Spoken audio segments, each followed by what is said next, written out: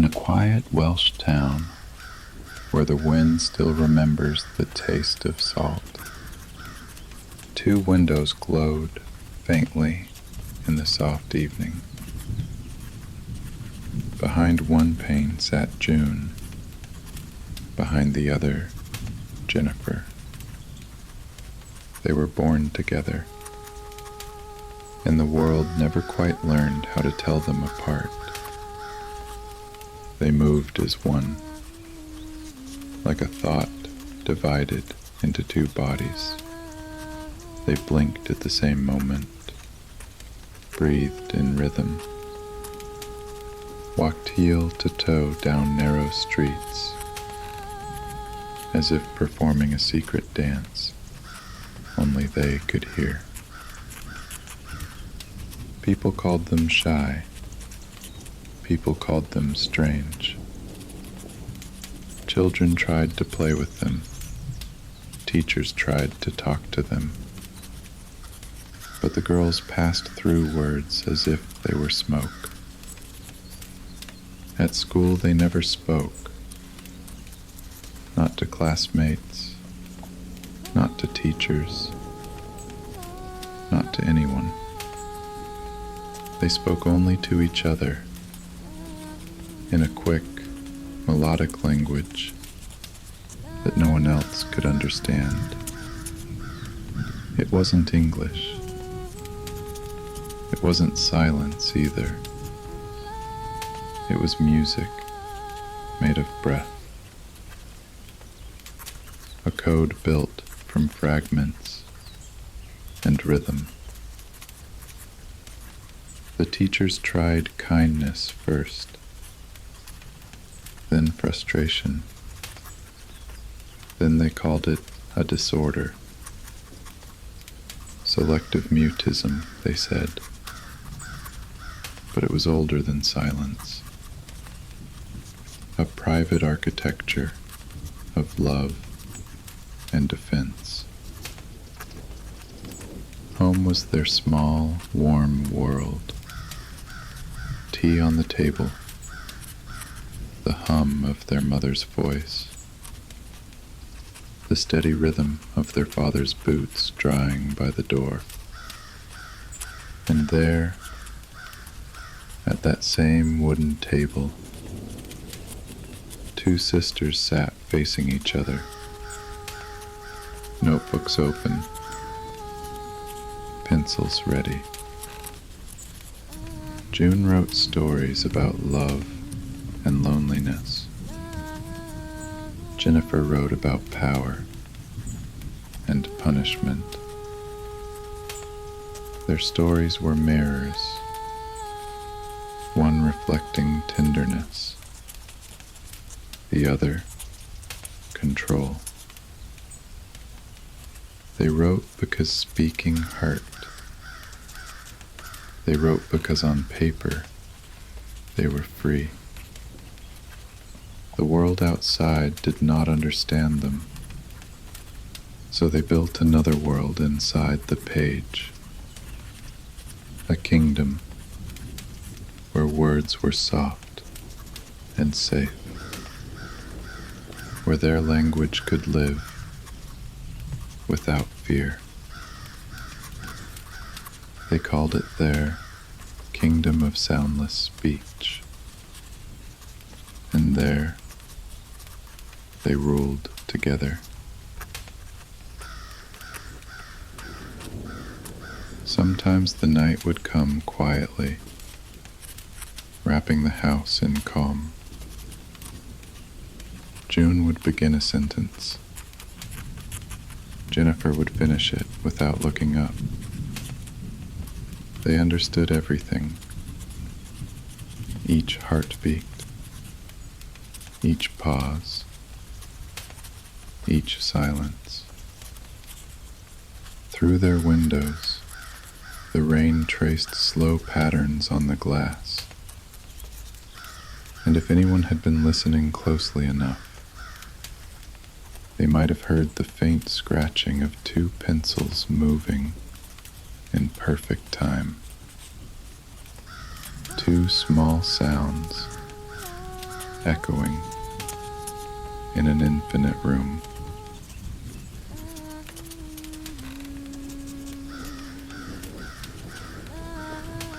Every secret language eventually becomes a country. The twins discovered theirs by accident. A hidden land between breath and heartbeat. When June moved her hand, Jennifer's eyes followed. When Jennifer blinked, June's breath caught for a moment. It was not imitation, it was gravity.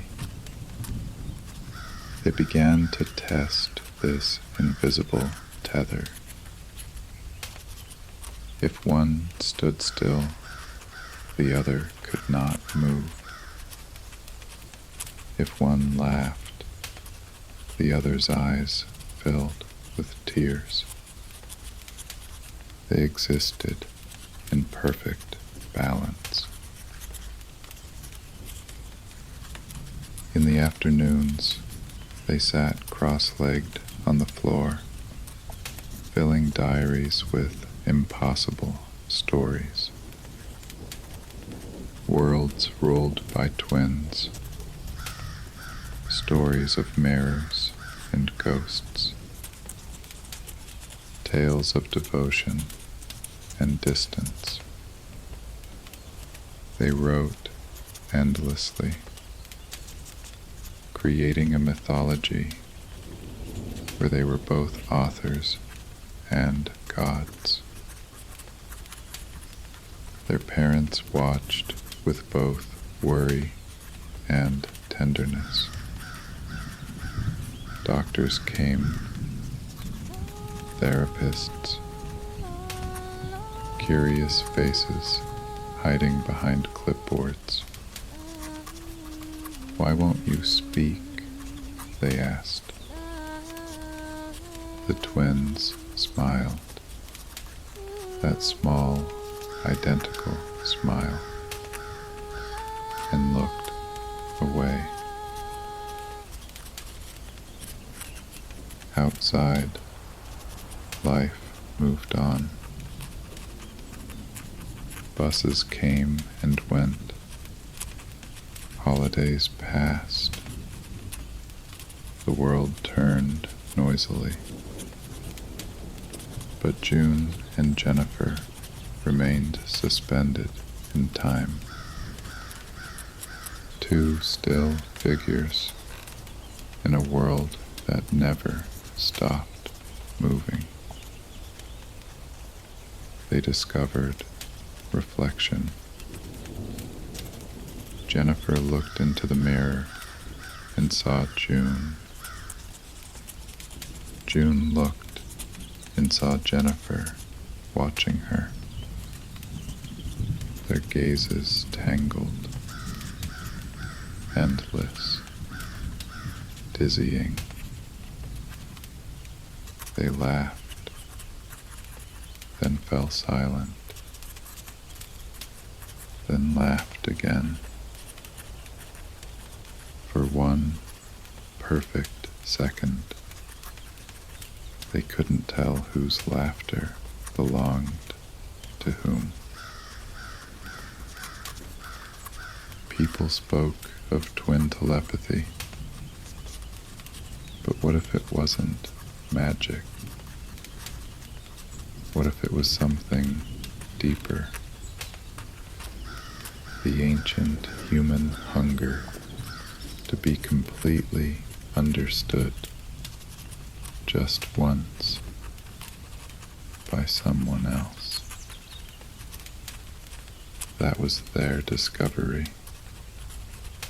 that they were each other's home. And every time the world tried to pull them apart, they built higher walls until the walls began to close in. Their stories grew darker. Their language became sharper. even the border of their private country began to tremble. The two who had been one started to drift, not far, but enough for a shadow to fall between them.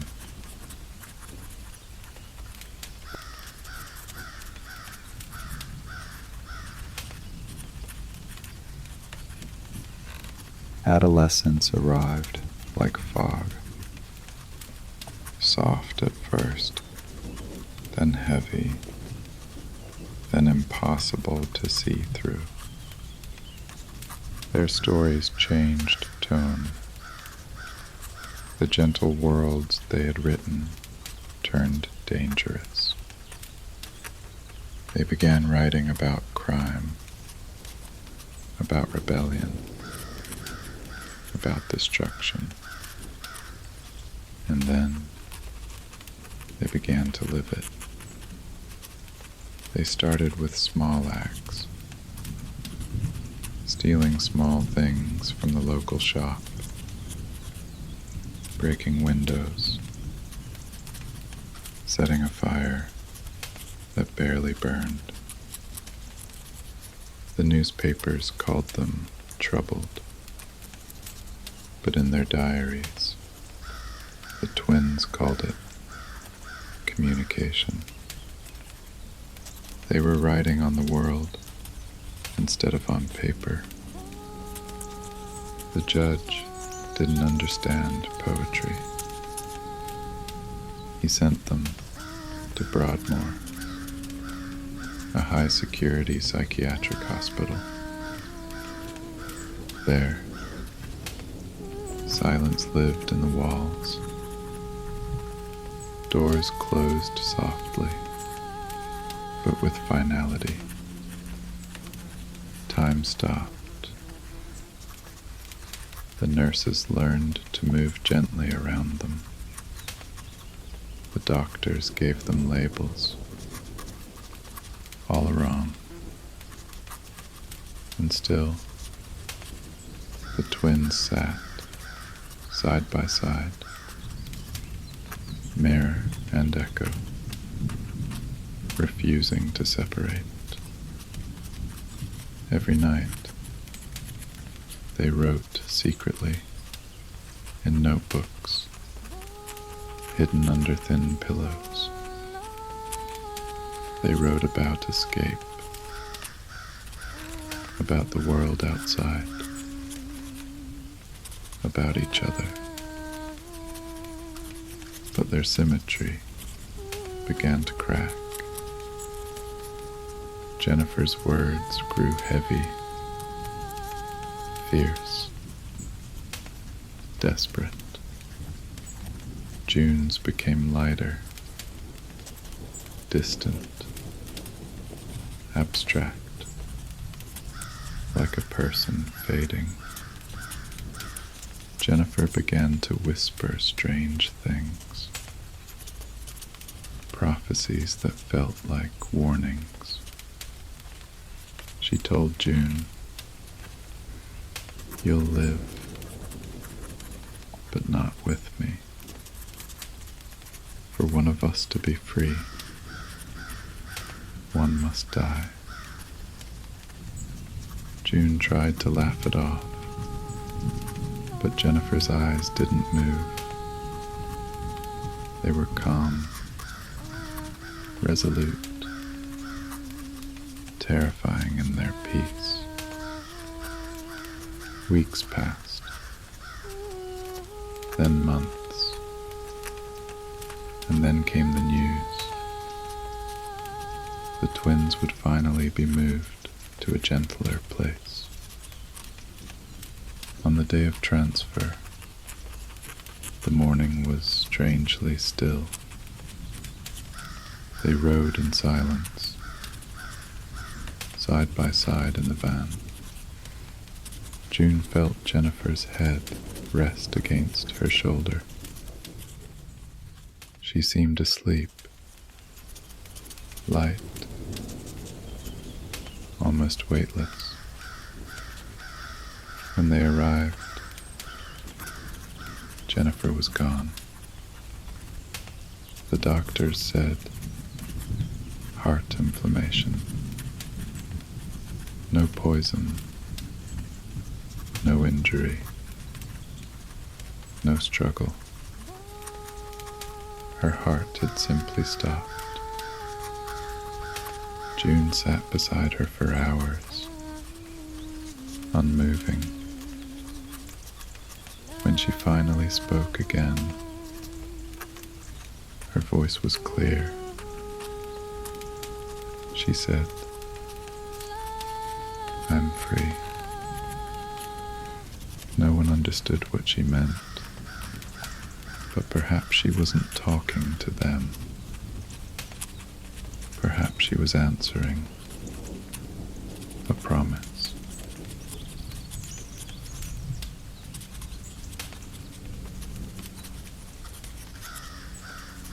After Jennifer's death, June began to speak, first with hesitation, then with strength. Her words came slow, careful, as if each one carried a lifetime. She told doctors she felt a weight had lifted, that she could finally move, that Jennifer was still near, not haunting, but accompanying. At night, she heard whispers that were not quite sounds, breaths that turned into memories. She said it felt like being half here, half in the dream they once shared. She moved into a small house, a quiet place, with a garden, a kettle, and a desk. There, she kept Jennifer's notebooks in a drawer. Sometimes she'd open one, read a line, close it again. The handwriting felt alive, urgent, trembling. Years passed softly. The silence of her youth changed shape.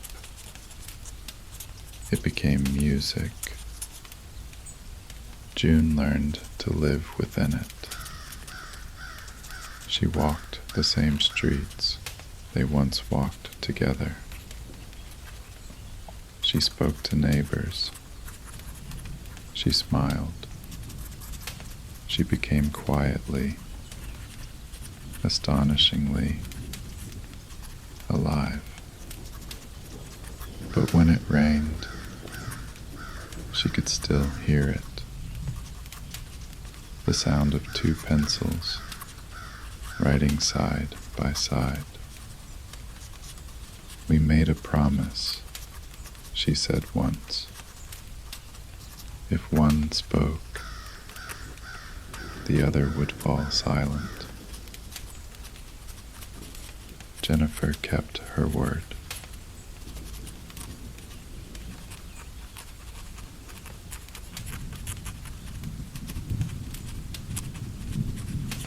On certain afternoons, June sits by her window and writes again.